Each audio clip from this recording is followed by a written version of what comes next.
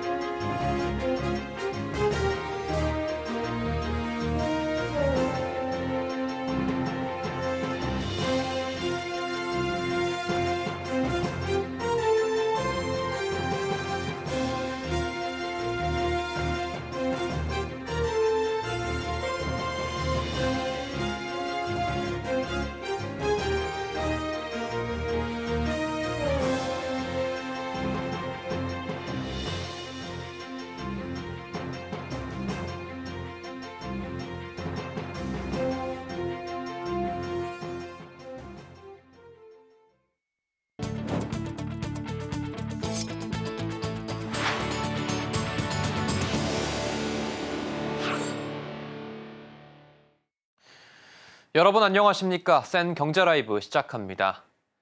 정부가 오늘 1기 신도시 통합 재건축 선도지구 기준과 선정 규모를 발표했습니다. 규모는 1기 신도시 정비 대상 물량의 10에서 15% 수준이며 선정 기준은 주민들의 동의율에 달려있다는 게 큰 골자입니다. 이지영 기자입니다. 국토교통부가 오늘 1기 신도시 통합 재건축 선도지구 기준과 선정 규모를 발표했습니다. 올해는 분당 8,000호, 일산 6,000호, 평촌, 중동 3본 각 4,000호 내외에서 선도지구를 선정하는 것을 원칙으로 하되 지역 여건에 따라 신도시별로 1 내지 2개 구역을 추가로 선정할 수 있도록 하였습니다. 이는 1기 신도시 정비 대상 물량의 10에서 15% 수준입니다. 선정 기준은 국토부가 제시하는 표준 평가 기준을 바탕으로 합니다.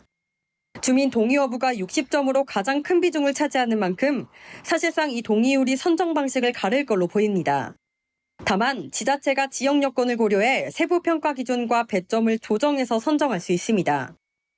선정 방식은 사업 유형과 주택 유형에 상관없이 단일 기준에 따라 고득점 순으로 선정합니다.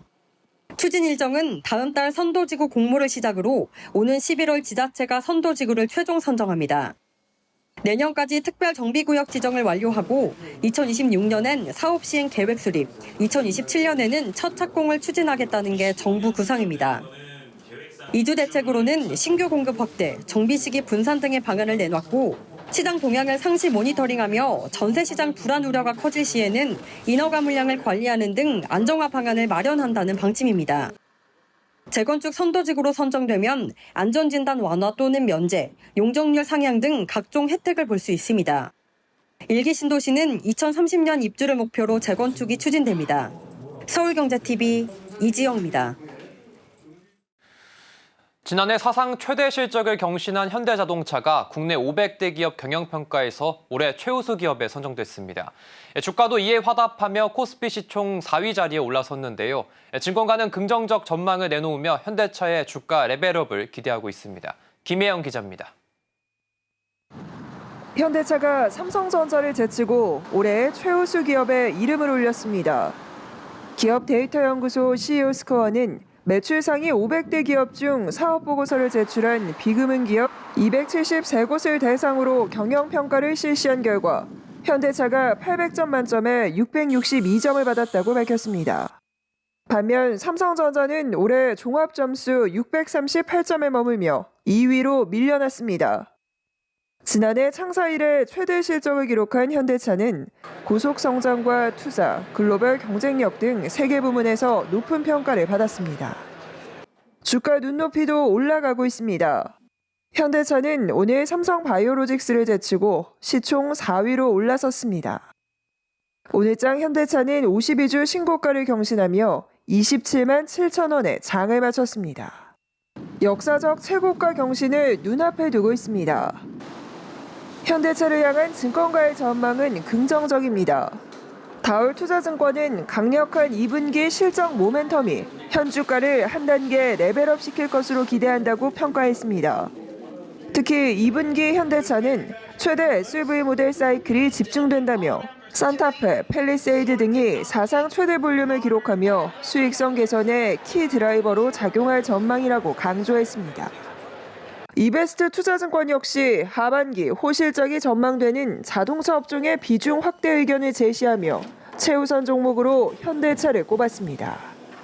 이베스트 투자증권은 현대차는 하반기 추가 주주 환원 정책을 발표할 예정으로 장기적으로는 토요타의 주주 환원율인 40% 수준까지 상승할 것이라며 자사주 1조 원 소각 시 현대차의 ROE가 0.1% 상승하는 효과가 있어 밸류에이션 상승도 가능할 것이라고 평가했습니다.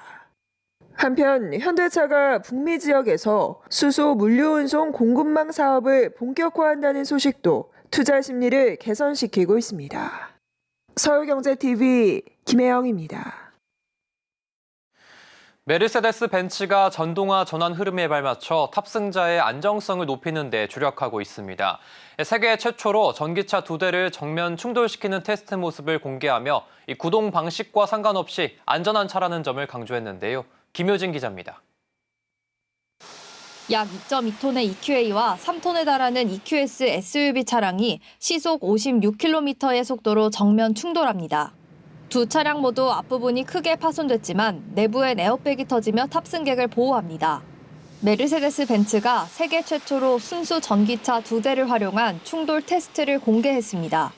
운전석과 조수석엔 각각 여성과 남성을 형상화한 인체 모형 더미가 활용됐는데 모두 온전한 모습을 유지했고 차량에 탑재된 고전압 시스템은 자동으로 전원이 꺼졌습니다.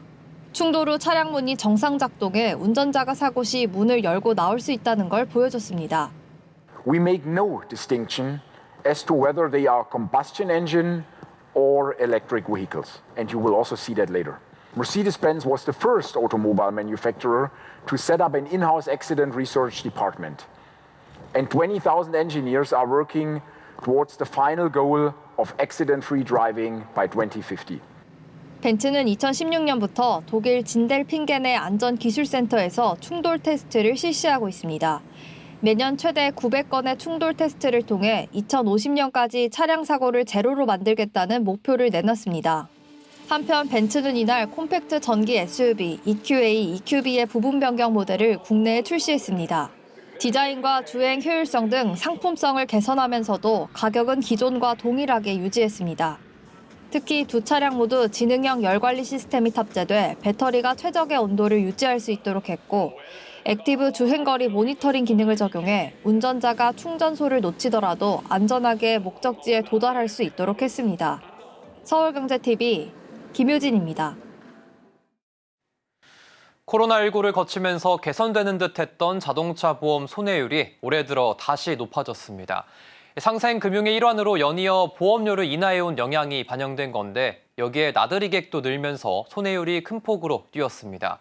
이 손해율 악화가 지속될 경우 보험료 인상으로 이어질 가능성이 높습니다. 김도화 기자의 보도입니다.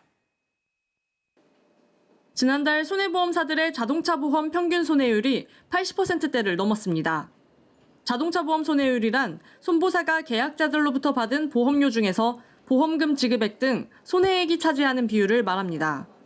통상 업계에서는 사업 운영비를 고려할 때 자동차 보험의 손익분기점에 해당하는 손해율을 80%대로 보고 있습니다. 손해보험협회에 따르면 지난달 9개 손해보험사의 자동차 보험 손해율은 평균 84.9%로 지난해 같은 달 79.8%였던 것과 비교하면 5%포인트 넘게 증가했습니다. 9개 손해보험사의 올해 1월부터 4월까지 누계 손해율도 지난해 79.9%에서 올해 84.1%로 4%포인트가량 상승했습니다. 자동차 보험 시장에서 점유율 90% 이상을 차지하는 상위 5개사의 누계 손해율도 평균 79.4%로 지난해 같은 기간 대비 2.7%포인트 악화했습니다. 중소형사의 손해율도 높아졌습니다. 4개 중소형사의 올해 4월까지 누계 손해율은 평균 90.1%로 지난해보다 6%포인트 넘게 올랐습니다. 상위 5개 손해보험사 중에선 현대해상과 KB손보, DB손보 등 3곳이 지난달 손해율 80%를 넘겼습니다. 4개 중소형사는 모두 손해율 80%를 훌쩍 넘겼고 MG손해보험은 무려 105.4%를 기록했습니다. 보험사들의 손해율이 눈에 띄게 악화한 이유는 최근 보험료를 연이어 인하해온 영향이 반영됐다는 게 업계 설명입니다. 여기에 나들이객 증가로 자동차 이동량이 늘면서 손해율이 상승했습니다.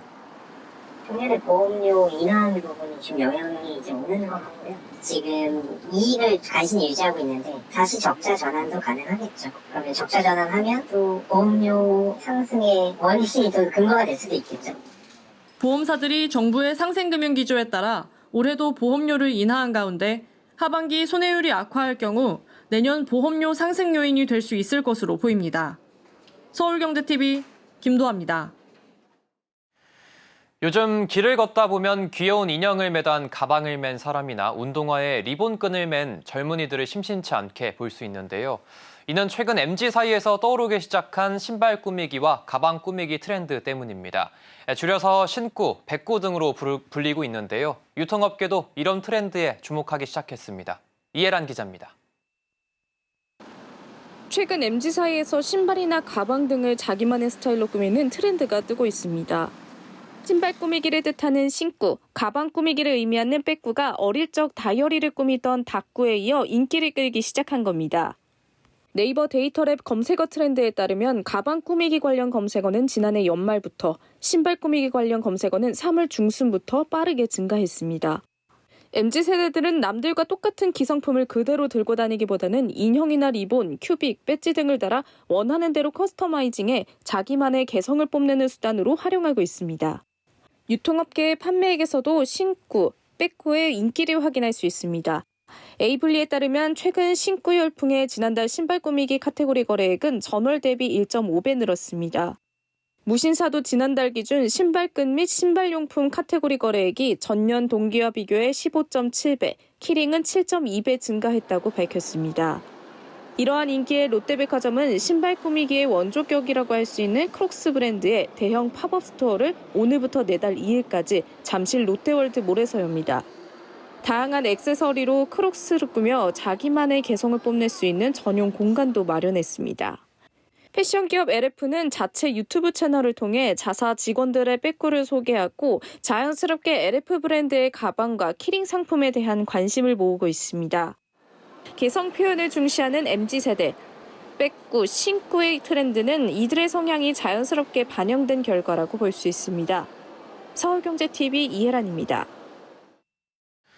금융당국이 코로나19 확산에 따라 한시적으로 미뤄온 은행권 유동성 규제 관련 단계적 정상화에 들어갑니다. 당장 오는 7월부터 현재 95%인 은행권 유동성 커버리지 비율을 97.5%로 상향 조정한다는 방침입니다. 이연아 기자입니다. 금융당국이 오는 7월부터 은행권 유동성 커버리지 비율 LCR 규제에 대해 단계적 정상화에 나섭니다.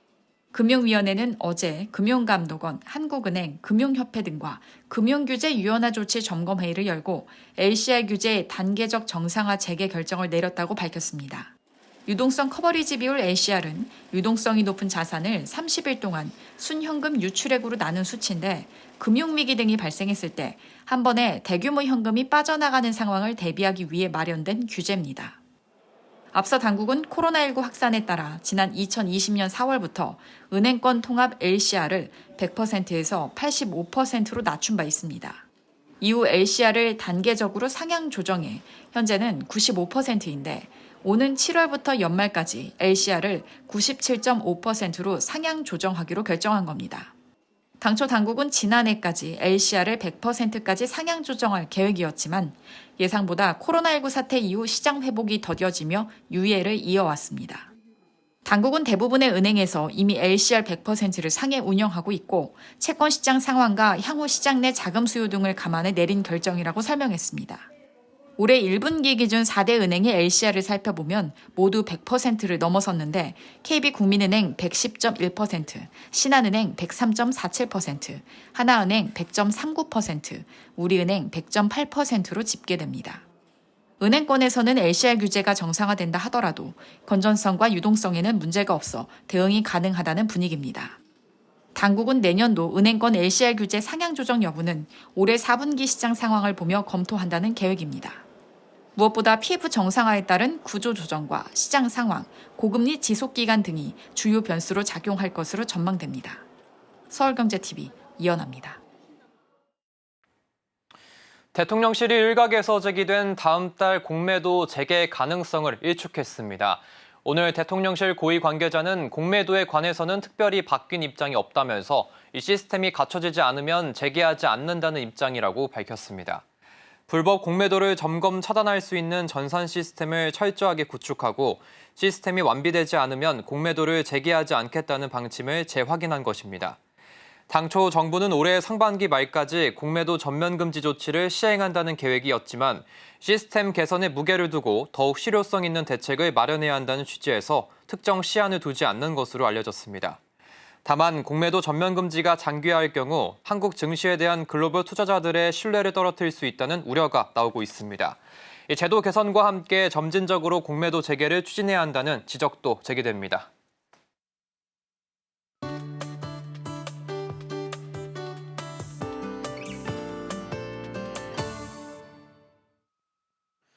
세계자원연구소는 기후위기의 영향을 막기 위해 2030년까지 탄소 배출량을 절반으로 줄이고 금세기 중반까지 넷제로에 도달해야 한다고 주장하고 있는데요. 만일 우리가 이 목표에 도달한다면 막대한 경제적 및 건강 이익이 있다고 말하고 있습니다. 그래서 오늘은 기후위기와 관련된 경제적 이익에 대해 알아보도록 하겠습니다. 오늘도 K웨더 반기성 센터장 나왔습니다. 안녕하십니까? 네, 안녕하세요. 네, 이 센터장님, 먼저 기후위기를 막으면 어떤 이익들이 있습니까? 지금은 이미 이제 전례 없는 혹한이라든가 폭염, 또 가뭄, 홍수 및 기타 극단적인 날씨를 지금 경험하고 있는데요. 예.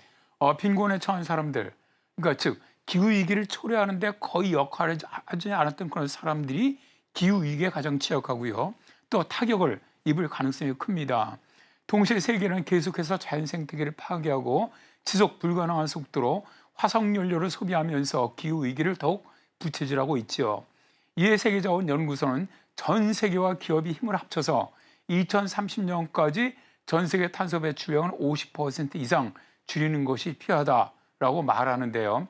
만일에 기후위기를 막지 못한다면 2050년까지 세계 경제에 7조 9천억 달러의 경제적인 피해가 발생할 것으로 예상된다고 합니다.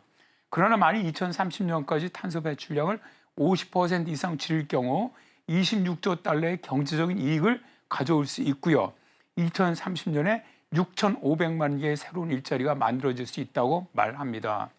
현재 세계자원연구소는 사람들의 필요를 충족을 시키고 자연을 보호하면서 기후를 안정화하는 것을 목표로 하고 있는데요. 전 세계 정책 기반자라든가 기업이라든가 시민사회 및 사람들과 협력을 해서 온실가스 배출량을 크게 줄이고 기후변화 영향에 대한 회복력을 구축하는 지역사회를 지원하고 있지요. 또한 기후위기 대응에 대한 전 세계적인 진행 상황을 추적을 하고 올바른 의사결정을 알리고요. 또한 기존 약속에 대한 책임을 보장하는 도구를 구축하면서 전 세계 리더들과 협력을 해서 취약한 지역사회가 기후 영향에 대한 회복력을 구축하는 데 도움이 되는 이런 적응 노력을 가속화하고 있습니다. 말씀해 주신 것처럼 이 기후 위기에 대응하기 위해서는 이 지속 가능한 개발과 또한 이 기후 행동을 지원하는 금융 흐름이 있어야 될 것 같은데요. 그렇습니다. 현재 은행이라든가 혹은 투자 회사라든가 혹은 다작한 펀드라든가 개발 기관이라든가 정부 부처 등이 사실은 이런 비용에 대한 막강한 권력을 휘두르고 있어요. 이런 기관들은 지역사회의 건강과 복지를 위협하는 지속 불가능하고 오염되는 활동에 너무 많은 돈을 계속 투자를 하고 있는데요. 2020년에 전 세계는 석탄 공급에 760억 달러를 투자했고요. 석유와 가스에는 훨씬 더 많은 돈을 투자를 했습니다. 그러나 파리협정에서 약속한 자금 조달 약속 액수는 여전히 수백억 달러가 부족한 상태죠. 그리고 개인 투자자들은 여전히 보다 지속 가능한 방식으로 행동할 수 있는 도구라든가 인식 및 인센티브가 부족한 상태이죠. 현재 상태를 보면은 글로벌 은행들은 2015년 이후 화석 연료에 2조 7천억 달러를 투자를 했고요. 에너지 부분에 대한 G20의 부양책은 화석 연료의 53%를 지원했죠. 자, 이렇다 보니까 기후변화에 대한 회복력을 구축하려면 2030년까지 매년 3천억 달러가 필요한 상태가 된 겁니다. 그래서 세계자원연구소는 금융 흐름이 기후변화를 부채질하는 위험한 활동에서 벗어나서 좀 더 공평하고 저탄소이며 기후 탄력적인 경제를 위한 솔루션으로 전환해야 한다라고 주장을 합니다. 따라서 세계자원연구소는 데이터 기반의 정책 실행 가능한 연구를 수행을 하고 금융기관과 시장에 영향을 미칠 수 있는 연합을 소집을 하고요. 또 파리 협정 과정에 전문가의 의견을 제공을 해주고 선진국의 재정 제공을 추적을 하고 기후금융 아키텍처 개선을 위한 권고안을 발표함으로써 국제기후변화 협상에서 금융의 역할을 지지하고 있습니다. 또한 기후위험과 같은 최첨단 주제를 연구를 하고 자료를 제공을 해서 자체 기업을 포함해서 지속가능한 민간 부분 금융을 촉진을 하고 있고요. 또한 직접적인 참여와 연구를 통해서 다자간 개발 금융기관과 중국의 예를 들어서 1대1로 이니셔티브를 녹색화하기 위해서 노력을 하고 있습니다. 네, 지속 가능성을 위해서 이 해양 경제가 무엇보다 중요하다고 하던데요. 그렇습니다. 사실 이 바다는 생명의 원천이라고 할 수가 있죠. 예. 매년 전 세계 경제에 2조 5천억 달러를 더해주고 있고요. 30억 명의 인구를 먹여 살리고 전 세계 생물종의 절반 이상을 보유하는 지구의 생명 유지 시스템입니다. 그러나 바다의 건강과 경제적 활력이 위협받고 있는데요. 남획이라든가 서식지 파괴, 또 오염 및 기온 상승과 같은 활동은 급격한 생물 다양성 손실을 초래하고 있으며 어업과 관광업은 물론 해안 지역 사회의 안녕도 위협에 처해 있습니다. 해양에 투자하는 것은 엄청난 경제적인 이익이 있는데요. 기후 위기를 없애고 지속 가능한 바다를 만들 경우 바다는 현재보다 6배 더 많은 식량을 지속적으로 생산할 수가 있고요. 해양 기반 솔루션은 2050년까지 탄소 배출량 감소의 35%를 담당할 수 있고요. 지속 가능한 해양 경제는 2050년까지 40배 더 많은 재생 에너지를 제공할 수가 있습니다. 그리고 지속 가능한 해양 경제는 2030년까지 1,200만 개의 새로운 일자리를 만들어낼 수 있다라고 세계자원연구소는 주장을 합니다.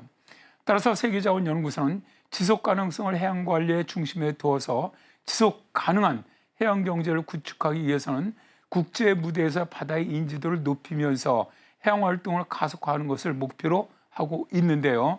국가 원수 및 비즈니스, 정부 간 기구, NGO 및 금융 분야의 전문가 및 파트너로 구성된 국제 네트워크와 직접 협력해 나갈 계획이라고 합니다.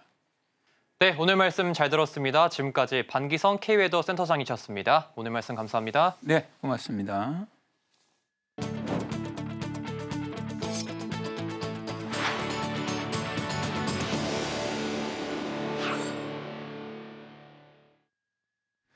이상으로 센 경제 라이브 마칩니다. 함께해 주신 여러분 고맙습니다.